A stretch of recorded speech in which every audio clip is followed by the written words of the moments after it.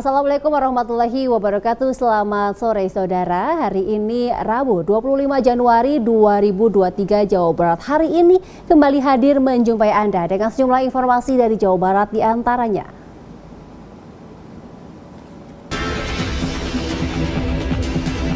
Cianjur kembali diguncang gempa.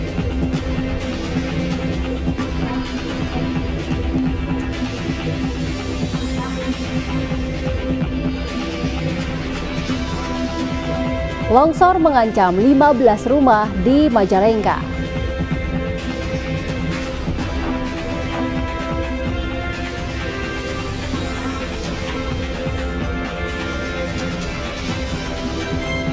Gubernur Jawa Barat harapkan kepala daerah atasi kenaikan harga bahan pokok.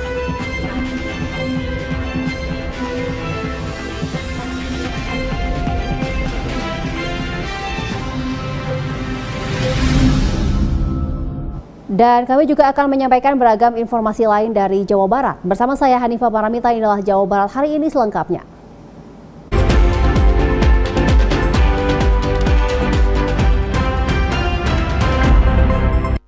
Warga Kabupaten Cianjur kembali merasakan gempa pada pukul 2.45 waktu Indonesia Barat Selasa dini hari kemarin. BMKG melaporkan gempa yang terjadi berkekuatan magnitudo 4,4 skala Richter dengan lokasi gempa berada di darat sekitar 11 km barat laut Cianjur dengan kedalaman 10 km.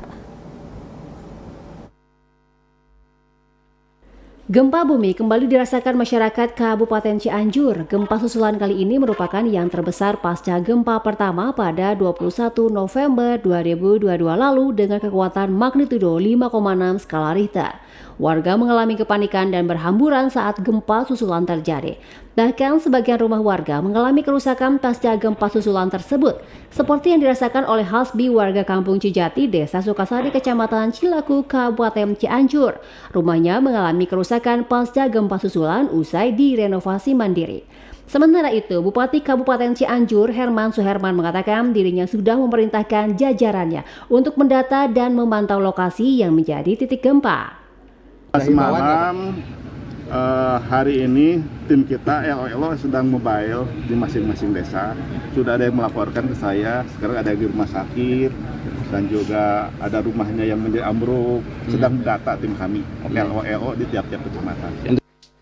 Herman menambahkan instansi terkait disebar ke semua desa untuk mendata dan melaporkan jika ada korban atau rumah rusak akibat gempa susulan semalam. Herman mengimbau kepada masyarakat Cianjur agar selalu waspada dan tetap berhati-hati. Demikian dilaporkan Yoga Andika Putra, TVRI Jabar. Akibat diguyur hujan deras, puluhan rumah di Majalengka terancam longsor akibat struktur tanah yang labil dan bangunan yang berada di bibir tebing.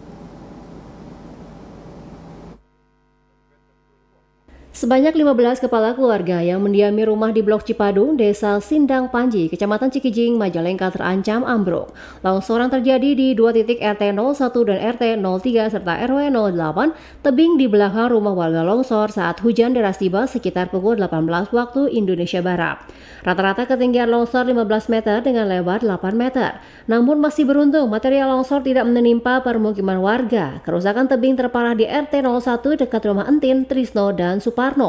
Selain tanah yang tergerus, sejumlah pepohonan ikut terperosok terbawa longsor. Kasih Tramtipum Kecamatan Cikijing, Budi Budiman mengaku telah berupaya mengevakuasi penghuni rumah. Longsor tebing setinggi kurang lebih 15 meter di Blok Cipadung RT 1 RW 08 dengan upaya memindahkan penghuni rumah dan melaporkan kejadian tersebut ke tingkat yang lebih tinggi yaitu ke BPBD dan Porkopim Kabupaten Majalengka. Di tempat yang sama, Kasih Pemerintahan Desa Sindang Panji Yuyut Yudwaka mengatakan kondisi cuaca tidak dapat diprediksi. Selain menyuruh atau misalnya pindah ke rumah saudara yang lain mungkin yang agak jauhan dari lokasi ini udah Pak dilaksanakan.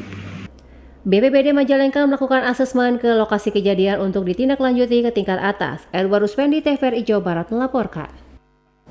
Kita beralih ke Subang. Akibat pendangkalan muara sungai, ratusan nelayan di Pantura Subang tidak bisa melaut. Kondisi itu akibat perahu nelayan yang kandas dan tidak bisa melintas. Ratusan nelayan tradisional di Muara Ciasem, Desa Muara, Kecamatan Belanakan, Subang, kesulitan melaut sejak 2 pekan terakhir. Hal tersebut diakibatkan terjadinya pendangkalan muara Sungai Ciasem yang menjadi jalur masuk dan keluarnya kapal dari laut. Bahkan sejumlah perahu nelayan yang memaksa melaut akhirnya kandas dan tidak bisa melintas. Para nelayan pun terlihat turun ke muara sungai untuk mendorong perahu agar bisa berjalan. Untuk dapat pergi melaut dan masuk ke pelelangan ikan setempat, para nelayan terpaksa menunggu air laut pasang. Bahkan sebagian nelayan terpaksa berhenti melaut sementara guna menghindari kerusakan perahu dan mesin kapal. Menurut sejumlah nelayan tradisional di Muara Ciasem, pendangkalan muara Sungai Ciasem ini terjadi sejak 2 pekan terakhir. Akibat pendangkalan muara Sungai Ciasem ini sangat merugikan nelayan, pasalnya waktu melaut mereka menjadi terbatas. Kalau di laut Muara Ciasem, daerah Muara Ciasem, kalau waktu kayak gini 2 meter baru bisa jalan kapal-kapal Muara Ciasem. Ntar kalau rada siangan sedikit nggak bisa masuk. Karena apa? Karena bajunya surut, nggak bisa dilaluin kapal-kapal Ciasem. Dangkal ya? Karena dangkal. Ya kandas, tapi kalau misalkan kan harusnya kan air pasang kan jalan. Kalau ini kan gedenya kan besar. Jadi ya pengaruh. Seharusnya ya cepetlah diberesin, dikeruk dan gimana gitu. Para nelayan berharap agar pemerintah rutin melakukan normalisasi muara Sungai Ciasem sebab pendangkalan di muara Sungai Ciasem ini lebih cepat dan berpasir dibandingkan muara sungai lainnya. Demikian Hari Ramadhani, TVRI Jabar melaporkan. Dan saudara, kini kita akan beralih ke informasi terkait persiapan pemilu 2024.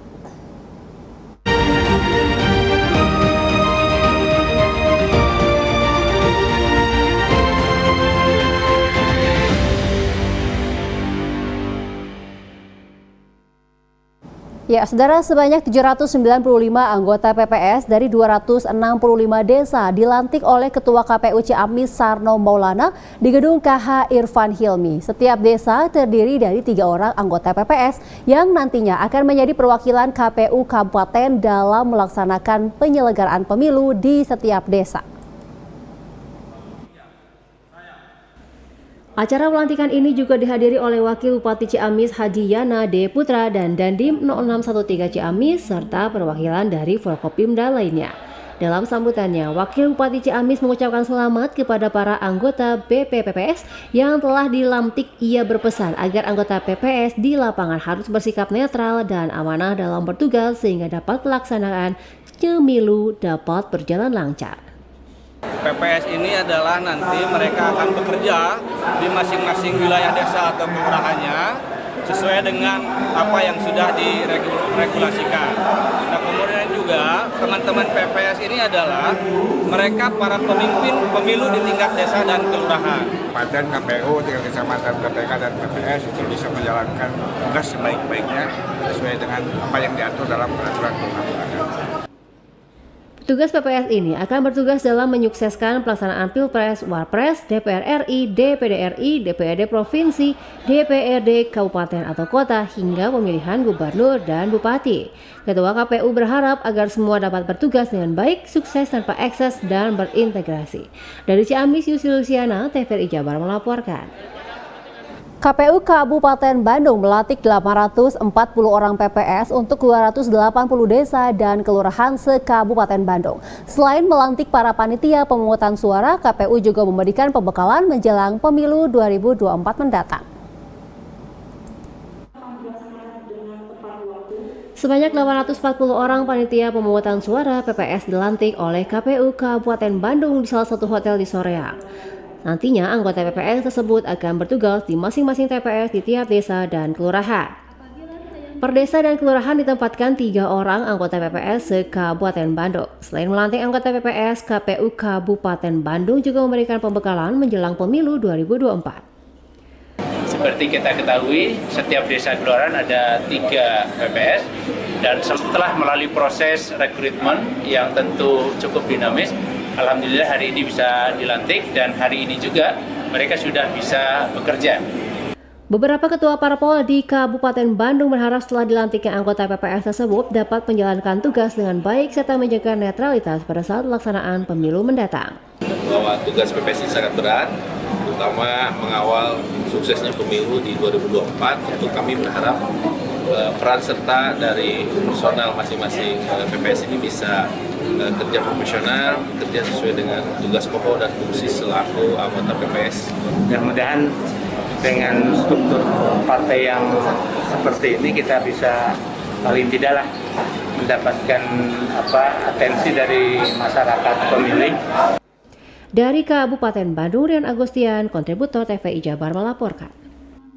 KPU Kota Bandung melantik 453 anggota PPS untuk pemilu serentak 2024. Wali Kota Bandung berharap dengan dilantiknya para anggota PPS penyelenggara pemilu di Kota Bandung telah siap.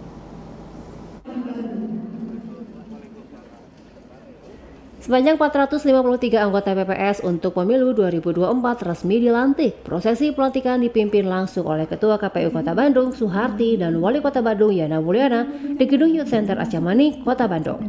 Pelantikan ini menjadi momen awal bagi para anggota PPS untuk menyatakan fakta integritas dan berkomitmen menyelenggarakan pemilu dengan seluruh konsekuensinya. Ketua KPU Kota Bandung mengatakan untuk pemilu 2024 seluruh warga negara diperbolehkan menjadi anggota PPS termasuk para ASN sebagaimana peraturan KPU nomor 8 tahun 2022 dan keputusan KPU nomor 534 tahun 2022. Hari ini menjadi momen awal buat PPS menyatakan fakta integritas tadi, siap menyelenggarakan pemilu dengan segala konsekuensinya, tentunya mengedepankan kemandirian, imparsialitas, dan integritas yang tinggi. Wali Kota Bandung Yana Mulyana berharap para panitia juga menyiapkan sejumlah kebutuhan termasuk tempat penyimpanan suara. Pelantikan Badan Ad Hoc PPS Kota Bandung jumlah 453 orang sudah dilakukan. Adalah berarti tahapan pembentukan Badan Ad Hoc di tingkat kecamatan dan kelurahan juga sudah selesai. Berdasarkan data sementara, jumlah pemilih di Kota Bandung berjumlah 1,8 juta pemilih atau naik 100.000 pemilih dibanding tahun 2019. Arif Budi, TVRI Jabar melaporkan. Sejumlah informasi lain dari Jawa Barat akan kami hadirkan untuk Anda sesaat lagi, di antaranya. Gubernur Jawa Barat harapkan kepala daerah atasi kenaikan harga.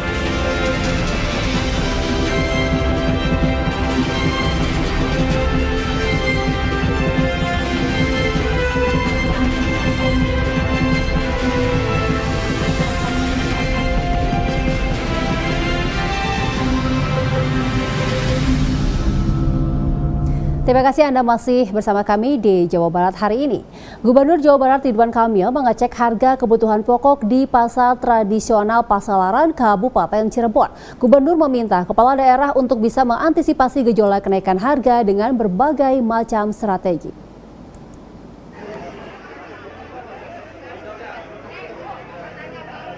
Gubernur Jawa Barat Ridwan Kamil mengecek satu persatu pedagang bahan pokok di pasar tradisional Kabupaten Cirebon. Ridwan menyebut inflasi Kabupaten Cirebon baik berada di 4,8. Ia menginstruksikan kepada Pemda untuk bisa mengantisipasi kenaikan harga bahan pokok yang memberatkan masyarakat. Dalam pemantauannya, masih ada beberapa komoditi bahan pangan seperti bawang merah, cabai merah keriting, dan buah-buahan impor mengalami kenaikan. Ridwan mengatakan kepala daerah bisa menggunakan anggaran tak terduga dan boleh menyubsidi transportasi barang untuk menurunkan harga. Apresiasi Kabupaten Cirebon, inflasinya dianggap berapa? 4,8, bagus. Ya. Ada yang 7, ada yang 6-nya jauh, itu kurang bagus. Jadi Cirebon saya apresiasi. Salah satunya adalah Pak Bupati harus rajin ke pasar, melihat apa yang naik dan mencarikan solusi. Karena ada anggaran tidak terduga boleh mensubsidi transportasi barang kalau bisa menurunkan harga. Ridwan juga meminta agar kepolisian bisa menindak penimbun bahan pokok yang mengakibatkan harga naik dan memberatkan masyarakat. Dari Cirebon, Mahmud Hamdallah, TVRI Jabar melaporkan. Beralih ke informasi lainnya, ribuan perangkat desa se-Kabupaten Tasikmalaya bertolak ke Jakarta untuk menghadiri Silaturahmi Nasional Jilid 3 tahun 2023. Mereka menuntut 3 tuntutan, yakni kejelasan status pegawai, peningkatan kesejahteraan, dan penerbitan NIPD nasional.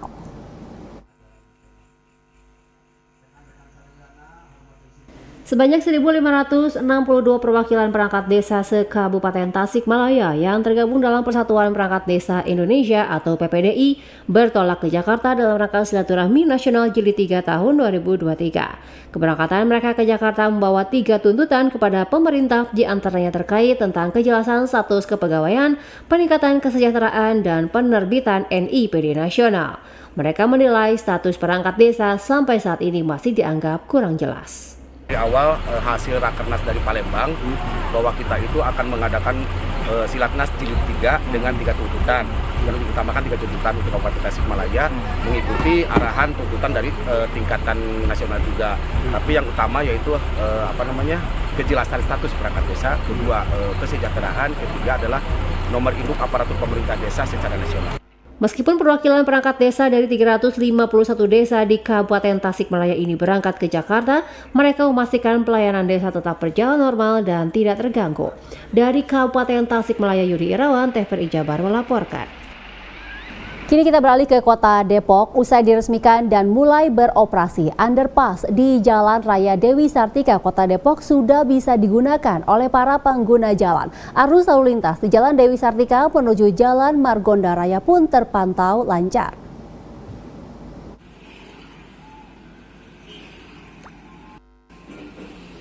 Tak hanya di ruas Jalan Raya Dewi Sartika, arus lalu lintas di sepanjang Jalan Raya Arif Rahman Hakim dan Jalan Raya Nusantara juga terpantau lancar.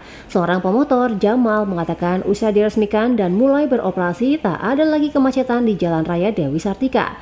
Sebelum adanya underpass tersebut, diakui Jamal, Jalan Raya Dewi Sartika ini kemacetan kerap terjadi pada jam sibuk. Pak, tanggapannya apa sih setelah adanya underpass ini? Ya lumayan sih, agak atur-aturnya bagus. Kalau kita kan tadinya muter, pergi. Sekarang bisa ke belakang atau gitu. Kalau untuk macet, Pak? Enggak macet. Macet nggak macet ya, Pak? Setelah adanya ini ya, Pak? Sebelumnya? Macet. Kalau macetnya di Nusantara. Nantinya pihak kepolisian bersama Dishub Kota Depok akan kembali menerapkan sistem satu arah atau SSA di ruas Jalan Raya Arif Rahman Hakim dan Jalan Raya Nusantara. Demikian Saiful Hadi, TVRI Jabar melaporkan. Dan kini kita akan beralih ke segmen dialog Jabar Juara Lahir dan Batin.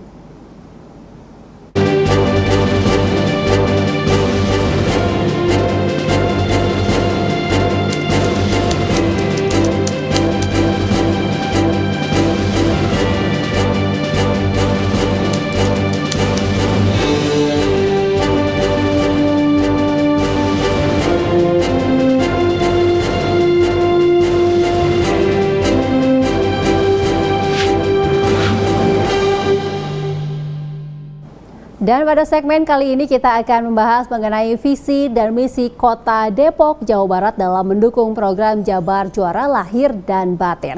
Untuk membahasnya, kita akan segera bergabung dengan Kepala Bapeda Kota Depok, ada Bapak Dadang Wihana. Assalamualaikum, selamat sore Bapak Dadang. Waalaikumsalam, Sampurasun, Teh Hanifah, Damang. Alhamdulillah rampes Pak Dadang. Pak Dadang sehat? Alhamdulillah ya. Baik, Pak Dadang, untuk tema kita kali ini adalah mengenai visi dan misi Kota Depok, Jawa Barat ya Pak dalam mendukung program Jabar Juara Lahir dan Batin. Nah, Pak Dadang, bagaimana ini dari Pemda Depok sendiri nih menerjemahkan implementasi dari konsep pembangunan program Jabar Juara Lahir dan Batin? Ya, tentunya ini filosofi visi yang cukup baik dan agung ya. Bagaimana wujudkan Jawa Barat Juara Lahir Batin. Tentunya dari visi ini Kota Depok dalam menyusun rencana pembangunan baik jangka panjang, menengah dan juga pendek tahunan merujuk juga kepada visi pusat dan juga provinsi.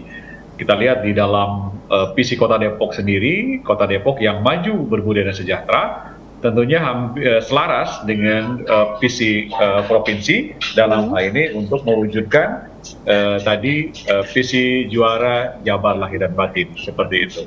Iya.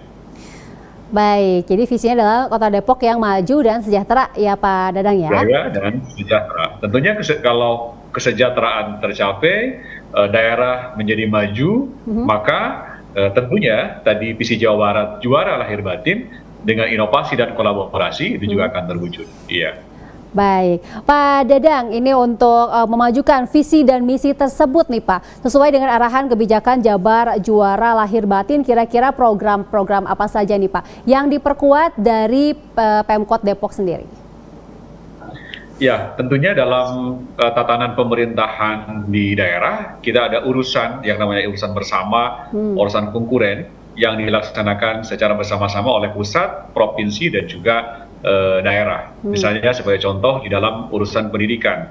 Urusan pendidikan itu untuk SD SMP itu oleh kabupaten kota, dalam ini Kota Depok.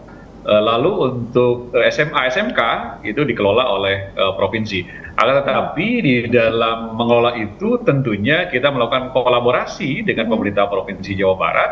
Dalam hal ini misalnya untuk penguatan kurikulum di SMK agar lulusan SMK itu bisa berorientasi pasar kerja. Jadi aspirasi-aspirasi kita dalam rangka mewujudkan Jabar Juara Lahir Batin, tentunya output SMK misalnya harus bisa memasuk pasar kerja. Nah, selain itu juga misalnya urusan yang sifatnya bersama oleh provinsi dan kabupaten kota di bidang infrastruktur. Nah, ini sebagai satu contoh yang cukup baik yang kita coba gulirkan kepada publik dan juga kolaborasi antar pemerintahan. Dalam ini misalnya kemarin terkait dengan pembangunan underpass Jalan Dewi Sartika. Jadi underpass Dewi Sartika ini adalah satu kebutuhan pembangunan dalam rangka mengurai kemacetan di Jalan Dewi Sartika sebagai dampak dari headway kereta api 3 sampai dengan 5 menit sekali seperti itu, sehingga timbul kemacetan. Jalan itu jalan provinsi, tetapi dalam hal ini kita saling mengevaluasi tentang kondisi fiskal kita. Makanya dijadikan satu kegiatan cost sharing di mana pembebasan lahan dari APBD Kota Depok dengan jumlah anggaran lebih kurang 189 miliar, lalu untuk infrastrukturnya itu oleh APBD pemerintah provinsi lebih kurang 108 sampai 110 miliar. Nah, ini saya kira contoh yang harus ditanamkan bagi kita di Depok dan juga oleh daerah yang lainnya. Tentunya banyak hal yang sudah dikolaborasikan, misalnya Pak Gubernur juga sudah ada atensi misalnya untuk penataan setu-setu yang ada di Kota Depok, misalnya setu Rawakalong ditata oleh APBD Provinsi dan saat ini sedang proses bagaimana pengelolaan ke depan. Nah, ini tentunya layanan itu adalah layanan untuk publik. Pada akhirnya juga nanti tadi dalam rangka mendukung visi Jawa Barat Juara Lahir Batin. Seperti itu, Teh Hani, Pak. Baik, fokus di layanan publik tadi seperti ada pendidikan, kemudian juga infrastruktur ya Pak ya, yang terbaru ini ada underpass ya Pak ya yang baru diresmikan.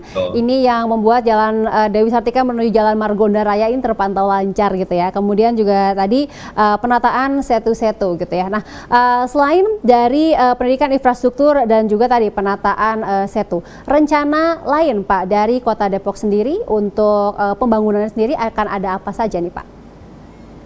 Nah, tentunya kalau untuk di tahun 2023 untuk Kota Depok saat ini sedang fokus juga di dalam rangka meningkatkan layanan bagi pejalan kaki, terutama di pusat-pusat kota, di Jalan Raya Margonda ini kita sedang menata jalur pedestrian, lalu juga di kawasan Cinere dan juga di akses UI, dan juga kita sedang fokus juga menjalankan satu program kolaborasi juga dengan pemerintah Provinsi Jawa Barat dalam rangka penanganan stunting sebagaimana arahan Presiden Republik Indonesia untuk penanganan stunting.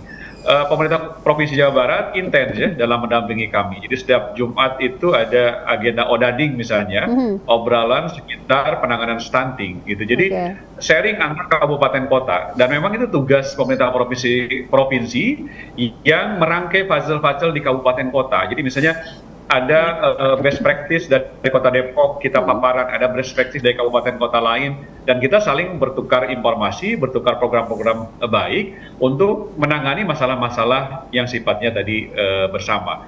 Selanjutnya memang ada hal yang mungkin nanti ke Pak Gubernur dan juga kepada pemerintah Provinsi Jawa Barat, memang ada satu lagi underpass atau flyover yang menghubungkan di Citayam ini yang mungkin harus kita rencanakan kembali, karena ini juga menghubungkan dua kabupaten kota ya, Kota Depok dan Kabupaten Bogor yang sedianya memang akan dibangun, tetapi mungkin kita prioritaskan dulu satu di underpass Dewi Sartika. Ini mudah-mudahan nanti ke depan ini bisa kita kolaborasi bersama ini dengan Provinsi Jawa Barat.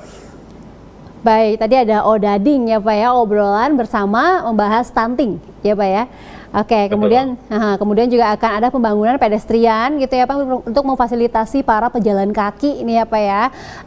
Oke, baik. Pak, kalau untuk fasilitasi ke karya-karya dari anak muda nih Pak, karena kan di Depok ini terkenal ya Pak ya. Kemarin juga Citayam Fashion Week itu anak-anak Depok juga ya Pak ya. Nah, ini gimana nih Pak dari Pemkot Depok sendiri untuk memfasilitasi karya-karya dan juga kreasi serta kreativitas dari anak-anak mudanya nih Pak?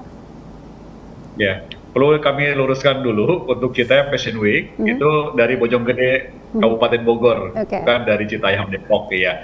Nah, program-program kepemudaan saat ini pemerintah kota mulai Bapak Wali Kota Depok dan Bapak Wakil Wali Kota Depok saat ini mendrive program-program yang pro pemuda karena 52% kelompok umur di Depok itu berada pada generasi Z dan juga generasi milenial. Jadi maka orientasi pembangunan juga harus melihat kepada generasi itu. Makanya public space saat ini mulai kita galakan, taman-taman, lalu kita akan bangun juga Depok Open Space DOS yang ada di depan Balai Kota. Lalu alun-alun kita juga terbaik ya. Tentunya ini tingkat kunjungan juga tinggi. Nah, ke depan juga kita akan membangun Depok Creative Hub untuk kreatif anak-anak muda kita, dan tentunya partisipasi anak juga di Depok sangat tinggi. Bayangkan Teh Hanifah, forum anak kita itu merupakan forum anak terbaik di dalam rangka merencanakan partisipasi dalam pembangunan. Jadi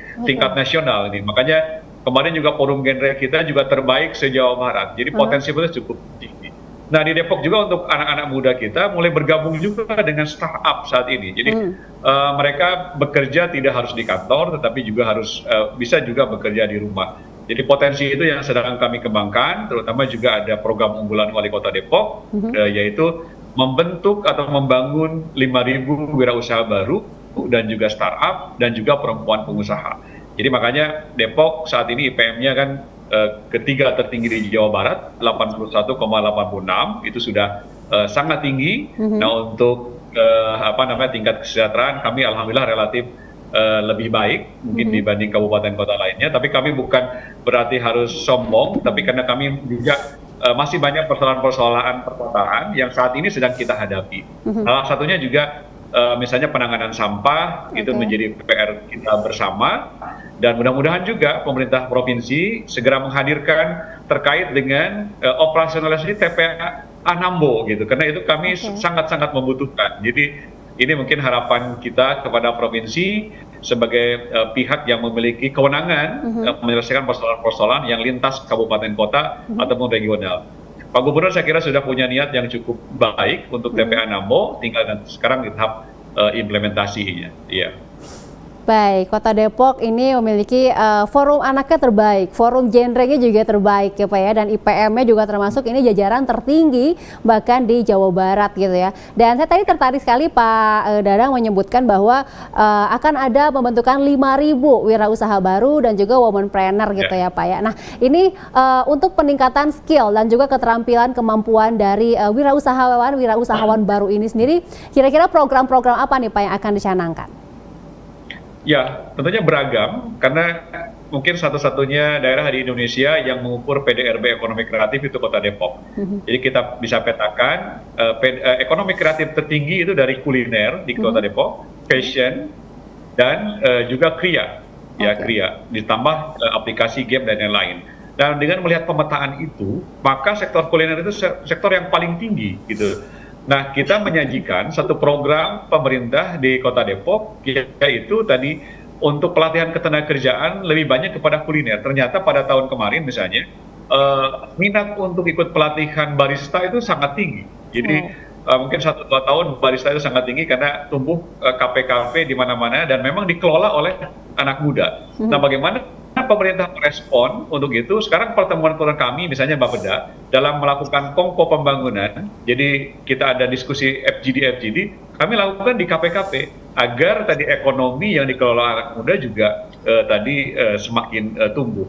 Nah saat ini setiap tahun memang target 5 tahun 5.000 wirausaha baru dan juga startup yang mudah-mudahan terwujud dengan berbagai pelatihan yang dilakukan oleh DKUM, Dinas Koperasi Usaha Mikro, dan juga ada pelatihan yang dilakukan oleh Dinas Tenaga Kerja.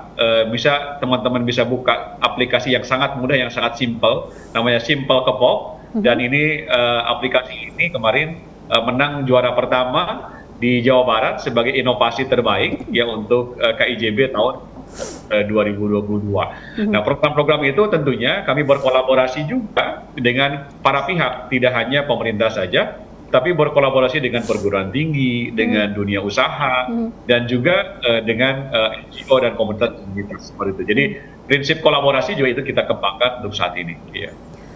Baik, jadi kalau untuk dari Depok sendiri, ini ekonomi kreatifnya tadi apa ya, 3 subjek ya, ada kuliner, fashion, dan juga kriya ya, dan bahkan sekarang minat anak-anak muda Depok ini tadi untuk ke barista ya Pak ya, karena memang coffee shop ini tengah menjamur ya Pak ya, dan juga coworking space gitu biasanya.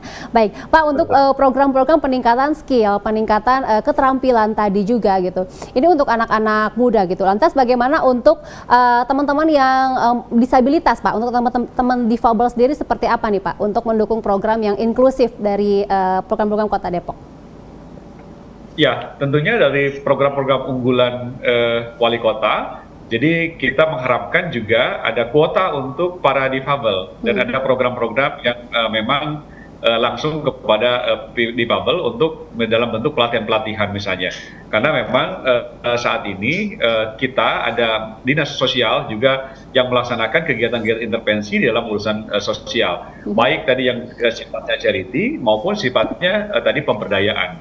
Jadi ini termasuk juga pembangunan infrastruktur kami saat ini untuk jalur pedestrian di Margonda Raya itu harus ramah lansia, harus ramah difabel. Karena tadi Teh Hanifah, dengan dampak bonus demografi yang cukup tinggi, angka harapan hidup Depok itu tertinggi di Jawa Barat, tentunya tadi fasilitas-fasilitas itu harus sudah ramah keluarga, ramah lansia, ramah juga difabel, gitu. Mudah-mudahan nanti menjadi ramah penduduk. Ya. Baik, ramah keluarga, ramah lansia, dan juga ramah difabel ya Pak ya, untuk membentuk ruang-ruang publik yang lebih inklusif. Baik, Pak tadi juga sempat di awal Bapak menyinggung tentang pentahelix ya Pak ya, apalagi di Depok ini kan ada Universitas Indonesia gitu ya Pak ya, perguruan tinggi negeri terbesar di Indonesia. Seperti apa nih Pak untuk sinerginya sendiri, sinergi dari skema pentahelix dari Pemkot Depok sendiri dengan akademisi, kemudian juga dengan para pebisnis, kemudian media, dan juga komunitas di masyarakat. Ya, Depok mengembangkan tidak pentahelix, tidak 5 aktor, tetapi Depok mengembangkan 7 aktor heptahelix. Kita masukkan juga NGO dan juga observer.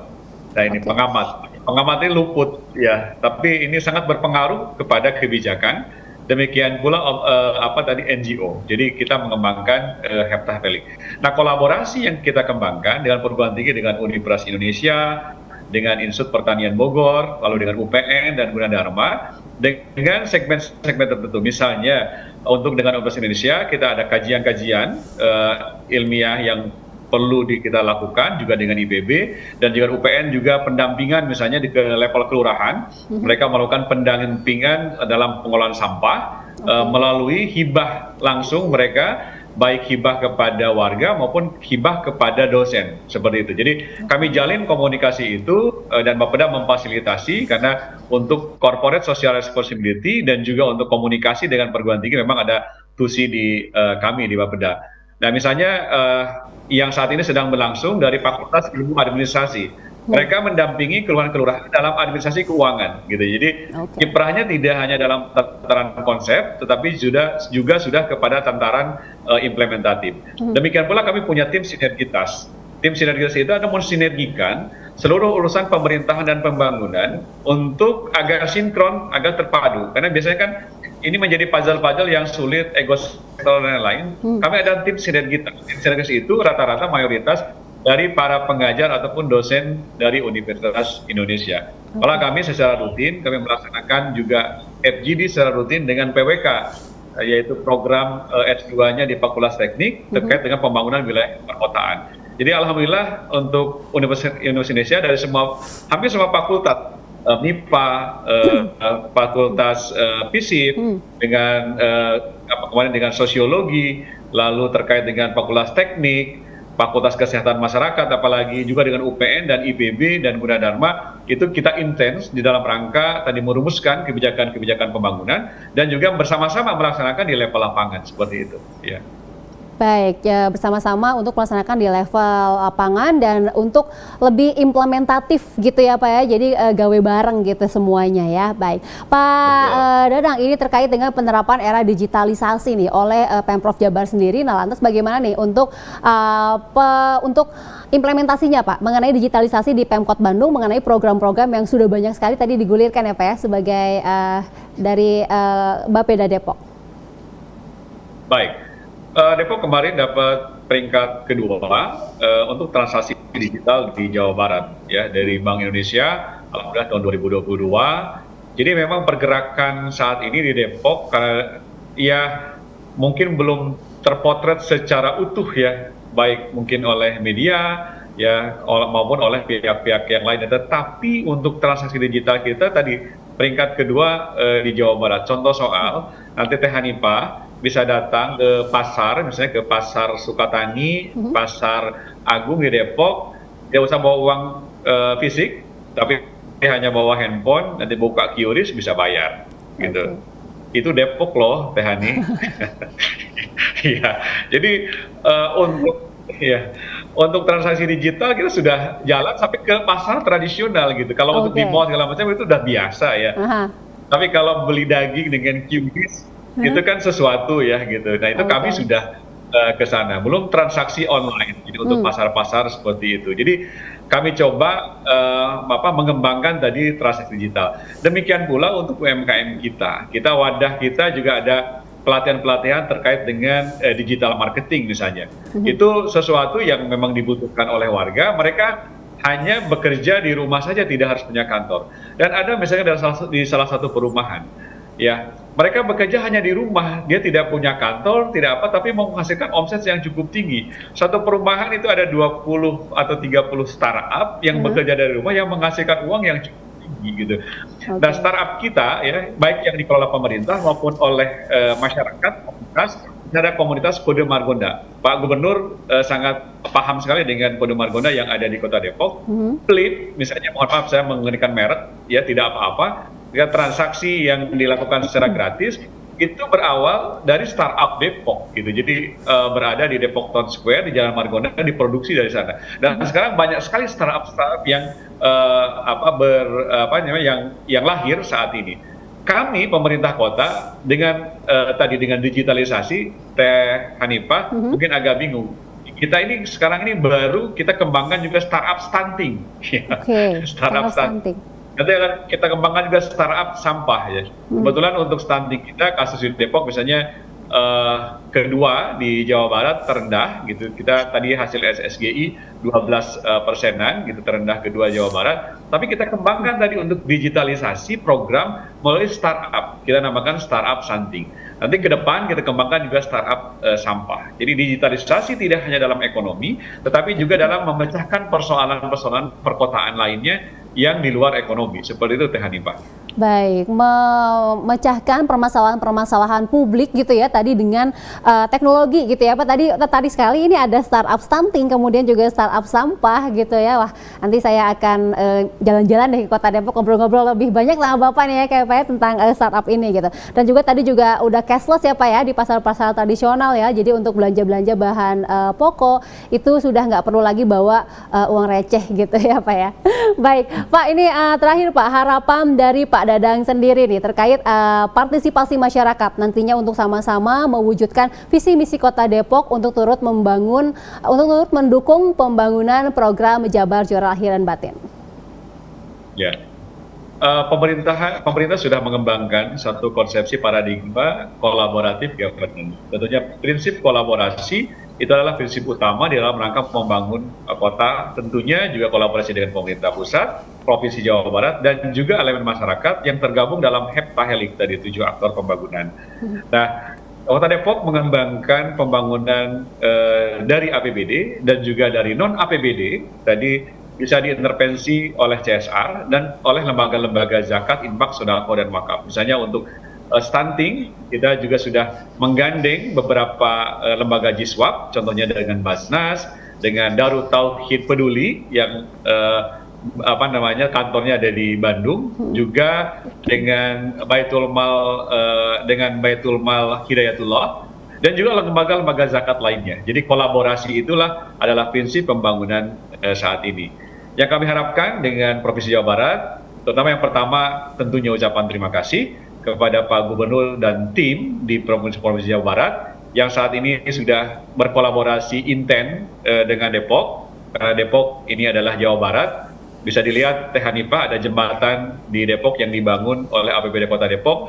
Di situ adalah kujang ya, ada kujang. Jadi Depok adalah Jawa Barat untuk mencirikan bahwa Depok Jawa Barat. Nah, tentunya beberapa hal yang mungkin yang kami harapkan dari Provinsi Jawa Barat, jalan-jalan provinsi mungkin kita sama-sama mohon untuk kita benahi secara bertahap, misalnya Jalan Siliwangi, Jalan Tol Iskandar, itu jalan macet saat ini karena memang kapasitas jalannya itu cukup terbatas, dan juga mungkin underpass ataupun flyover yang ada di Citayam. Nah, ini kolaborasi dengan provinsi yang sudah baik saat ini, misalnya sudah ditunjukkan dengan proyek besar underpass Dewi Sartika. Ini saya kira ini contoh baik dalam kolaborasi dalam praktek-praktek pemerintahan. Dan satu hal juga terutama untuk dunia pendidikan, ya karena intinya kita harus menurunkan angka pengangguran. Tingkat pengangguran terbuka kita masih 7,8.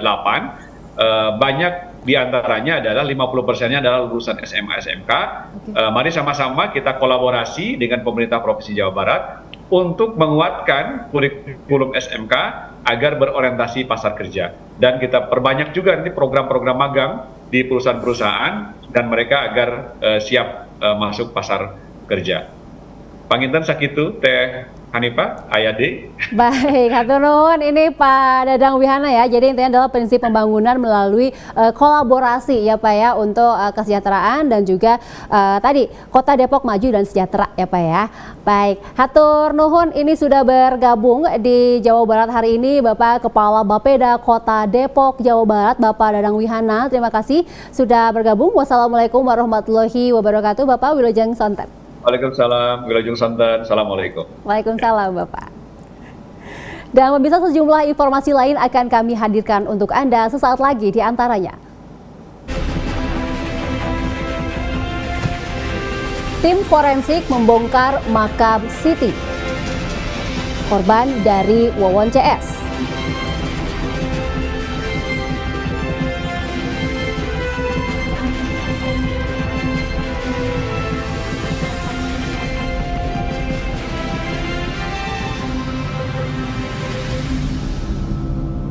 Anda masih di Jawa Barat hari ini bersama saya Hanifah Paramita. Tim Laboratorium Forensik dan Subnit Jatan Ras Polda Metro Jaya akhirnya membongkar makam Siti Fatimah TKW asal Garut yang tewas di tangan Wawon CS. Dari hasil pembongkaran diketahui jasad korban masih utuh terbungkus plastik dan peti mati.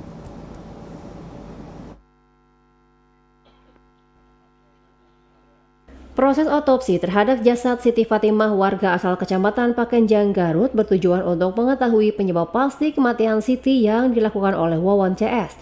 Kepala Subunit Jatan Ras Polda Metro Jaya AKBP Indraweni Panji Yoga mengatakan jasad Siti selanjutnya dibawa ke Rumah Sakit Keramat Jati Jakarta usai dilakukan ekshumasi.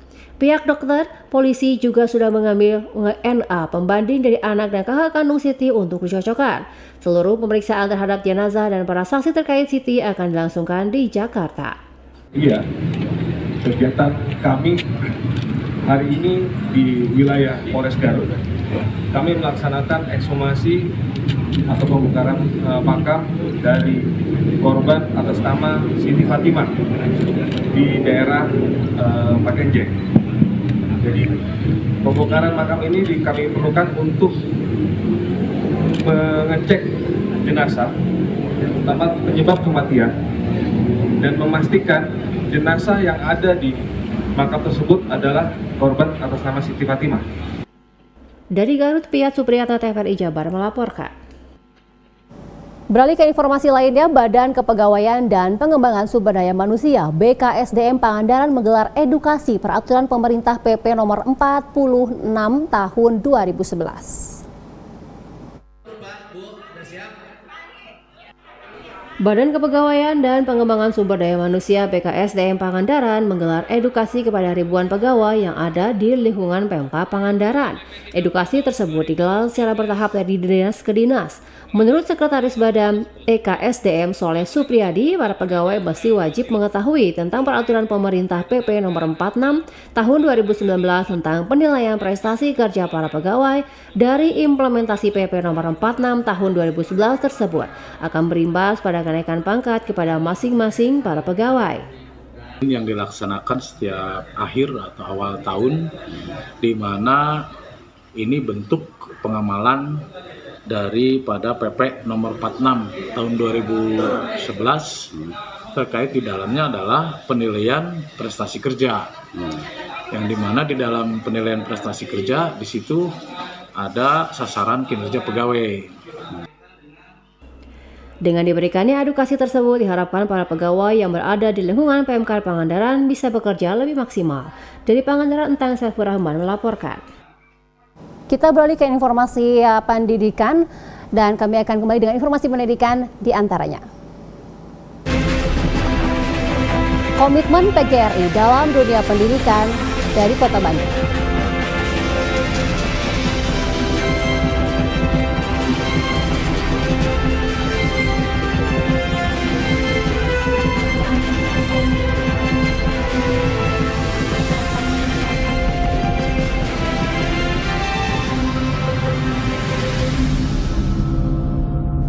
Ya, saudara, dalam upaya mendorong kualitas pendidikan, Persatuan Guru Republik Indonesia Wilayah akan memberikan sumbangsaran pada Konkernas 4 PGRI di Samarinda, Kalimantan Timur.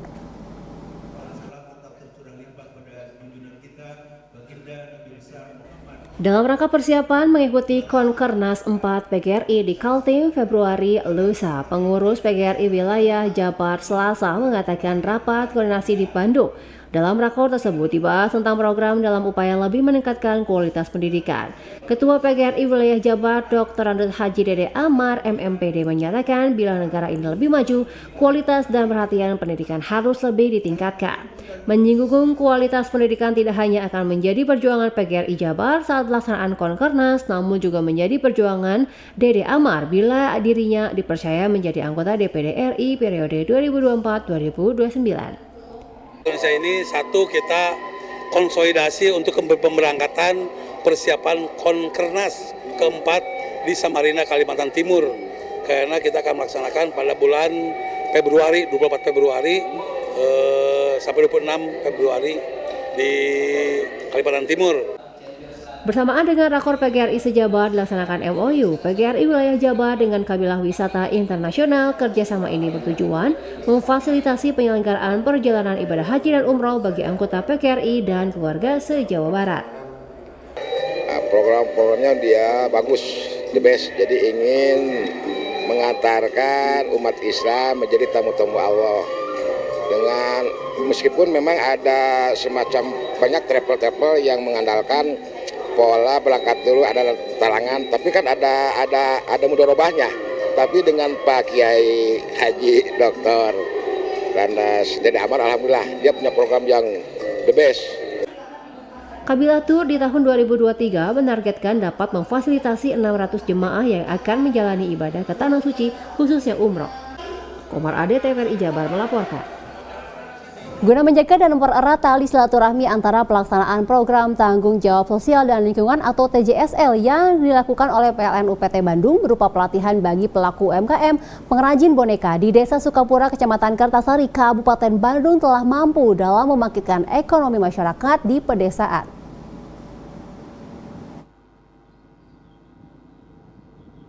Guna mendukung pemberdayaan ekonomi para pelaku usaha mikro, kecil, menengah UMKM di pedesaan, terutama yang berada di saluran udara tegangan ekstra tinggi Sutet, pihak PLN UPT Bandung kini telah dan sedang menggulirkan program tanggung jawab sosial dan lingkungan TJSL di wilayah Kabupaten Bandung. Salah satunya dengan memberikan bantuan pelatihan bagi UMKM pengrajin boneka yang dikembangkan warga Desa Sukapura, Kecamatan Kertasari, Kabupaten Bandung sejak bulan Juni lalu. Untuk melihat perkembangan usaha UMKM pengrajin boneka, warga Desa Sukapura, Kecamatan Kertasari bersama rombongan meninjau langsung berbagai kegiatan usaha kerajinan boneka di desa ini. Bantuan yang diberikan sangat berdampak kepada kami, khususnya dalam meningkatkan kapasitas produksi boneka. Dengan pemberian mesin jahit dan bahan baku, saat ini kami dapat menyelesaikan pesanan lebih banyak dan tepat waktu sehingga meningkatkan penjualan kami. Sementara itu, manajer ULTG PLN UPT Bandung Indra Syamsu mengatakan melalui implementasi program TJSL PLN UPT Bandung berupa bantuan pelatihan bagi UMKM pengrajin boneka ini diharapkan dapat mendorong pertumbuhan perekonomian nasional. Dampak program bantuan pelatihan UMKM pengrajin boneka yang mulai dirasakan oleh pengrajin boneka sejalan dengan tujuan kami untuk menyelesaikan ketiga aspek dalam menyediakan listrik, yaitu ekonomi, sosial, dan lingkungan. Dan juga kami memohon kepada masyarakat, khususnya Indonesia, untuk tidak memain layangan menggunakan kawat, dan juga bila ada pohon yang mendekati kawat sutet atau SUTT, mengizinkan kami untuk melakukan pemangkasan. Hingga saat ini, dampak dari pelaksanaan program TJSL PLN UPT Bandung berupa pelatihan bagi pelaku UMKM pengrajin boneka Desa Sukapura telah mampu meningkatkan ekonominya secara optimal. Demikian laporkan Hermai dan Arya TVRI Jabar.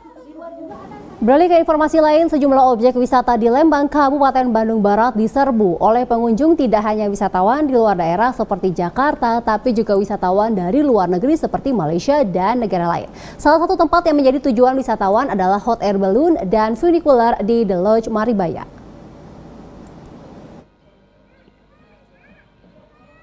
Masyarakat di Indonesia tidak perlu lagi ke luar negeri untuk menikmati wisata balon udara. Kini di Lembang, Bandung Barat ada wisata baru yang tidak kalah keren dengan wisata balon udara seperti di Kapadokia, Turki. Bertempat di Lembang, Bandung Barat, wahana wisata baru yaitu hot air balloon dan funicular di The Lodge Maribaya ini menjadi salah satu tujuan wisatawan asal luar daerah bahkan luar negeri ketika berlibur di Lembang.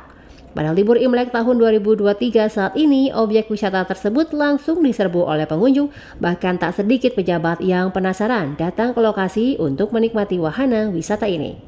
Launching wahana baru, harapan saya di sini ada menjadi wisata sensasi yang baru di The Lodge Maribaya tentunya. Jadi teman-teman atau teman-teman wisata merasakan sensasi naik balon tanpa takut dan murah ya, dengan view pinus yang amazing. Itu sih yang harapan saya. Apa yang dilakukan oleh The Lodge ya, dalam ini dalam konten ini, karena inisiatif atau kreativitas inovasi ini luar biasa.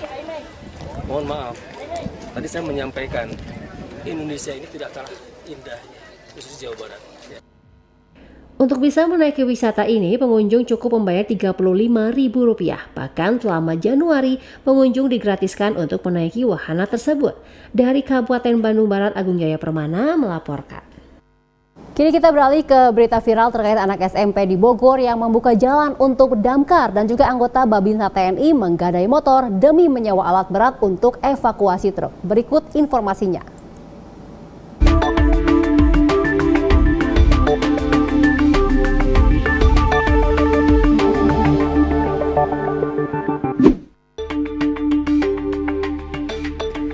Anak SMP yang membuka jalan untuk pemadam kebakaran menjadi anak asuh Kapolresta Bogor. Alvin Alfariski, siswa SMP Negeri 7 Kota Bogor menjadi pembicaraan usai aksi viralnya membukakan jalan mobil pemadam kebakaran sektor Ciomas, Kabupaten Bogor yang sedang terjebak macet. Dia turun ke jalan membantu petugas pemadam kebakaran yang sedang berupaya membuka jalur saat melintas di kawasan Empang, Kota Bogor. Saat dirinya pulang sekolah dan menunggu angkutan umum, tiba-tiba terdengar sirine pemadam kebakaran yang tidak bisa bergerak karena padatnya lalu lintas. Alvin sendiri tidak tahu kalau aksinya itu viral lantaran tidak memiliki akun media sosial. Ia hanya mengetahui videonya beredar di aplikasi pesan singkat WhatsApp. Alvin mendapatkan sejumlah hadiah, baik dari Wali Kota Bogor Bima Arya hingga Kapolresta Bogor Kombes Pol Bismo Teguh Prakoso atas aksi heroiknya tersebut. Kombes Bismo Teguh Prakoso bahkan sampai mengangkat Alvin sebagai anak asuhnya. Alvin yang merupakan juara pramuka Jambore Nasional ini mengaku tidak pernah menyangka akan viral di media sosial atas aksinya itu. Menurutnya hal itu adalah sesuatu yang biasa dilakukannya. Anggota Babinsa TNI di Samarinda diberikan kenaikan pangkat setelah menggadaikan motor demi mengevakuasi truk. Kopda Azmiadi, Babinsa Sungai Dama dari Kodim 0901 Samarinda banjir pujian usai menggadaikan motornya demi menyewa alat berat untuk mengurai kemacetan. Truk yang memuat mesin dengan berat sekitar 20 ton memalang tanjakan Jalan Otto Iskandar di Nata Samarinda sejak pukul 2.30 waktu Indonesia Tengah.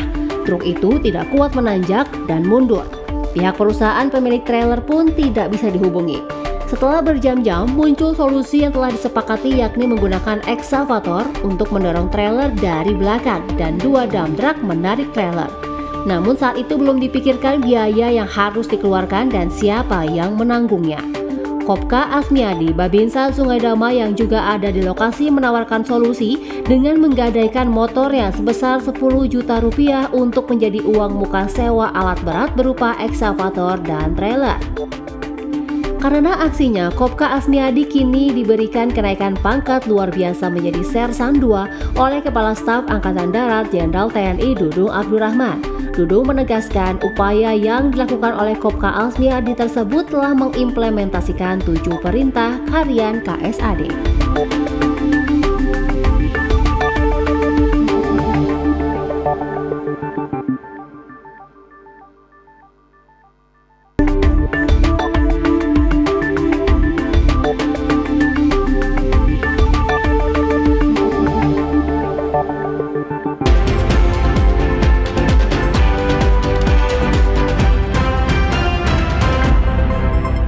Berikut kita ikuti pantauan arus lalu lintas di Kota Bandung. Ya, seperti yang terlihat di layar televisi Anda, di kamera pertama ini adalah arus lalu lintas di Simpang Soekarno-Hatta Kopo, tepatnya di bawah flyover Kopo. Arus kendaraan dari Jalan Kopo yang akan mengarah lurus ini ke arah Jalan Peta terlihat ramai lancar. Begitupun yang akan ke arah terminal Leuwi Panjang. Kendaraan dari saat ini sedang diputar seperti itu. Arus kendaraan dari arah Cibaduyut atau terminal Leuwi Panjang ini terlihat agak padat seperti itu. Ada pelanggaran kayaknya. Sepertinya ada pelanggaran di sana ya, dan ini adalah di Simpang 5, Simpang Asia Afrika, arus kendaraan dari Jalan Gatot Subroto yang akan mengarah ke Jalan Asia Afrika terlihat ramai lancar. Begitupun arus kendaraan dari Jalan Kosambi yang akan menyeberang seperti itu juga ramai lancar. Dan kendaraan juga dari arah Jalan Karapitan yang akan mengarah ke Jalan Sunda juga terlihat ramai lancar. Begitupun kendaraan dari arah Kosambi yang akan berputar ke arah Gatot Subroto. Dan ini adalah arus kendaraan di Simpang Sudirman Gadujati, arus kendaraan yang mengarah ke Pasar Andir atau daerah Ciberem ini terlihat ramai lancar. Selanjutnya adalah Simpang Cokro Aminoto, Pajajaran, terlihat arus kendaraan seperti itu dari arah Jalan Sukajadi atau Pasir Kaliki yang 2 arah. Ini terlihat ramai lancar yang akan menuju ke arah Jalan Pajajaran, arah Jalan Garuda. Begitupun dari arah Jalan Pajajaran yang akan lurus menuju ke arah Gor Pajajaran atau daerah Cicendo. Arus kendaraan dari Pasir Kaliki 1 arah juga terlihat ramai lancar, cuaca sedang turun hujan. Berikut informasi perakiraan cuaca dari BMKG.